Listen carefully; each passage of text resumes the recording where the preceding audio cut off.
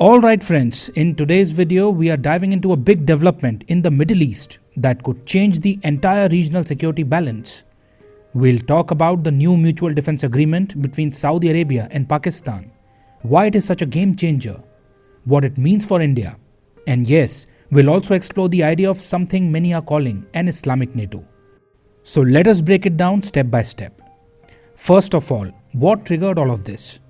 It was Israel's airstrikes on Qatar on September 9. That single event has shaken up the whole region. You know, the aftershocks won't be limited to the Middle East.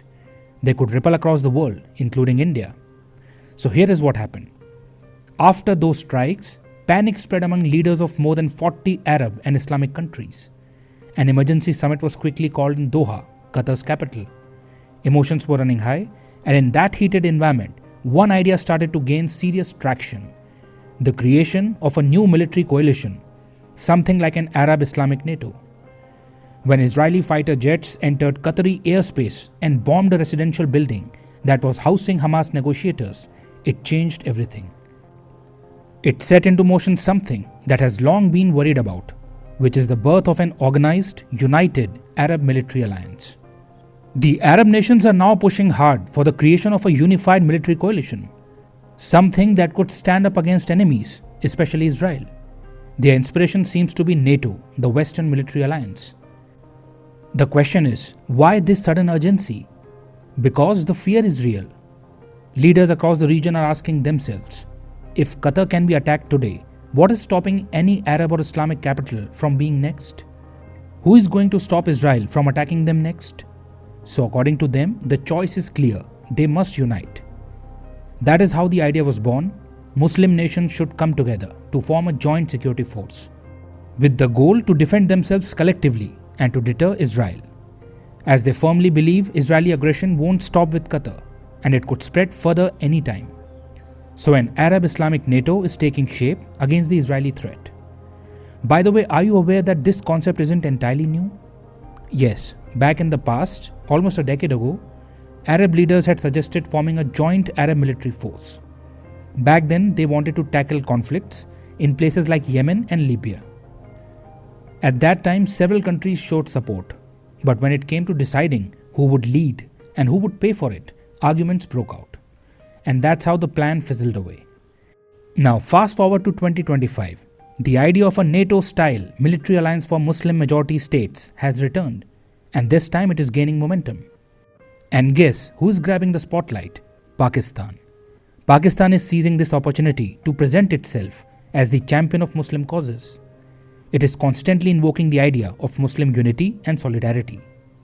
Amidst all this, the big question is, what does all this mean for India?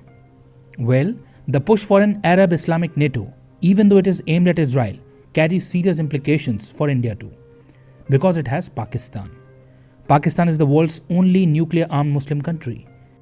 If such a bloc takes shape, Pakistan will surely use it as a platform to boost its global profile.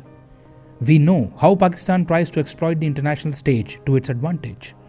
In the past, it has used forums like the Organization of Islamic Cooperation to push its anti-India agenda, especially on the issue of Kashmir. It has repeatedly demanded international mediation on Kashmir, something India firmly opposes, because Kashmir is a bilateral issue between India and Pakistan. No third party should interfere in this matter. Now imagine Pakistan sitting in an Islamic NATO. That gives it an even louder voice. And here's another layer, Turkey.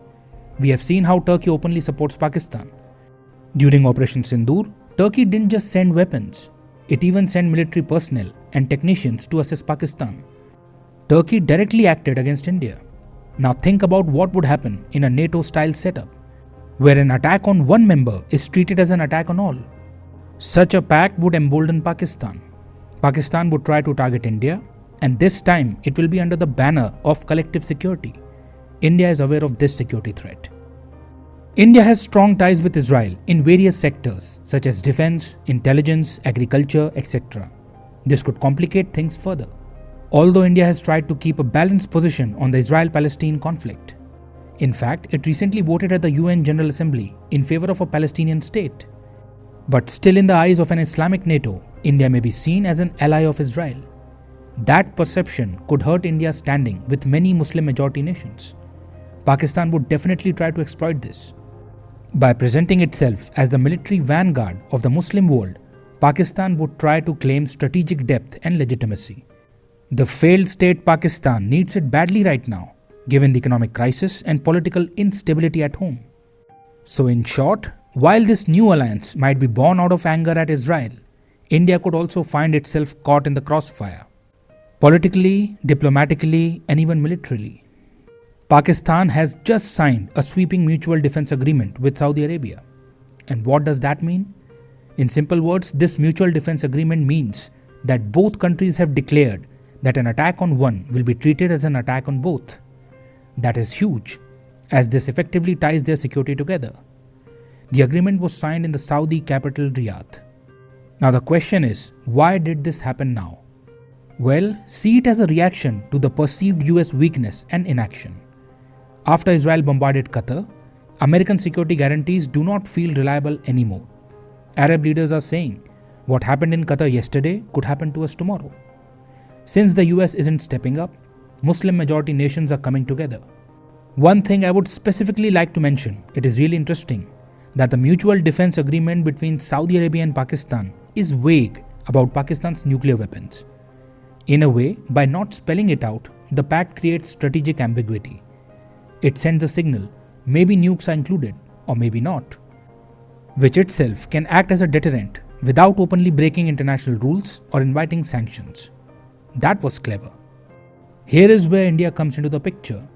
For India, this pact creates a real strategic ambiguity. Let me explain. India has strong ties with Saudi Arabia. It is a vital oil supplier and an investment partner. At the same time, India also has a deep defense relationship with Israel, which provides advanced weapons and technology. But with Saudi Arabia now firmly linked to Pakistan against Israel, India is caught in the middle. Now it is a fact that India's disputes with Pakistan aren't going away, because Pakistan wouldn't stop sponsoring terrorism. And now this new pact could embolden Pakistan, making it more aggressive in its posture towards India, as now it can count on Saudi backing. Think about it. Saudi Arabia does not just bring political support. It will bring oil subsidies, advanced weapons, or even new technology transfers. All of this could directly strengthen Pakistan's military capabilities. For India, that is a troubling scenario. So it wouldn't be wrong to say that this defense pact isn't just about Saudi Arabia and Pakistan. It could reshape the balance of power across South Asia and the Middle East, pulling India right into the middle of a new geopolitical storm. So now comes the million-dollar question. What should India do? How do we navigate from this problem? Well, India won't be sitting quietly. We already have a few strategies in motion, and more are likely on the table. First, India will look to deepen its defense partnership with Israel. Why? Because Israel provides India with cutting-edge technology, from missiles to drones to cyber systems. Strengthening this partnership will help India speed up its military modernization, especially in areas like missile defenses, border security, and advanced surveillance. At the same time, India knows it cannot ignore the Gulf, especially now. So expect India's increased diplomatic outreach to Saudi Arabia and other Gulf countries. The goal here is simple: to make sure Saudi Arabia and other Gulf nations stay neutral in the India-Pakistan conflict. They shouldn't tilt toward Pakistan in future conflicts. A good thing is that Saudi Arabia has already reassured India that the ties between both countries remain robust and focused on peace in the region. That is a positive sign. It provides an opportunity to India to play it smart by leveraging its strong economic ties with Saudi Arabia. Remember, Saudi Arabia is one of India's energy suppliers and a major investor. India can use this interdependence to highlight that stability benefits both countries. Through back-channel diplomacy, India can remind the Saudi leadership that its actions are aimed only at Pakistani aggression and not against the wider Muslim world. This is important, and India will do it. We can and must point to Pakistan's long record of sponsoring terrorism. Remember how we sent a delegation to explain our position during Operation Sindoor? We'll need similar efforts now to keep Arabic nations neutral. Not just Saudi Arabia, but Qatar, the UAE, and other Gulf states as well. That is how we'll ensure that the Saudi-Pakistan pact does not expand into a larger anti-India bloc. Then on the global stage, India must keep pushing for stronger condemnation of state-sponsored terrorism. Quad has been turned ineffective as of now due to America's insolence. But forums like the United Nations and FATF can be used to frame Pakistan's actions as violations of international norms.